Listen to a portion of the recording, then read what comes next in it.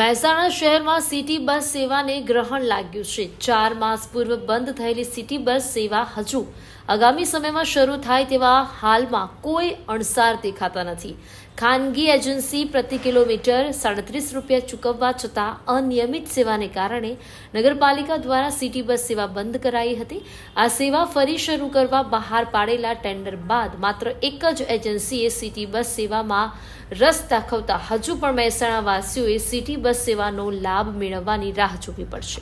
City bus સેવા નગરપાલિકા દ્વારા કાર્યરત હતી, જે છેલ્લા 4 માસથી હાલમાં બંધ છે અને જે તે સમયે જ્યારે ટેન્ડર ચાલુ હતું એ દરમિયાન 1 કિલોમીટરના અંદાજે 37 રૂપિયા જેવું નગરપાલિકા એજન્સીને પે કરતી હતી, પરંતુ એજન્સી દ્વારા કામગીરી ન કરવાના કારણે બસોને બંધ, જે સિટી બસની જે બસો નક્કી કરેલ હતી તે મુજબ એના રૂટ થઈ શકતા ન હતા, જેથી એ એજન્સી દ્વારા નગરપાલિકાને જાણ કરી અને કામગીરી બંધ કરી હતી। જે અનુસંધાને સામાન્ય સભાએ નિર્ણય કરી ફરીથી ટેન્ડર પ્રક્રિયા કરેલ છે અને હાલમાં એક ટેન્ડર આવેલ છે, જેથી હવે રીટેન્ડર કરવાનું પ્રક્રિયા કરવામાં આવશે।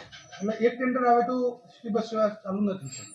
ના, સરકારશ્રીના નિયમ મુજબ હરીફાઈ નહીં થતી હોવાના કારણે એક ટેન્ડર માન્ય કરી શકાતું નથી। નગરપાલિકા આટલા પૈસા ખર્ચે છે, 37 રૂપિયા પર કિલોમીટર, 150 કિલોમીટર રોજના ભરી આપવામાં આવતા, આમ છતાં સિટી બસ સેવા કેમ ચાલતી નથી? નગરપાલિકા દ્વારા પૂરતા પ્રયત્નો કરવામાં આવતા હતા કે સિટી બસ સેવા ચાલુ રહે, જેથી સામાન્ય નાગરિકને તકલીફ ના પડે, પરંતુ એજન્સીની અમુક બસો બંધ રહેવાના કારણે એજન્સી દ્વારા સામેથી સિટી બસ સેવા બંધ કરવામાં આવેલ હતી। તો હજુ મહેસાણા નાગરિકોએ રાહ જોવી પડશે સિટી બસ સેવા માટે? બને એટલી ઝડપી કાર્યવાહી કરી સિટી બસ સેવા ફરીથી કાર્યવાહિત કરવામાં આવશે।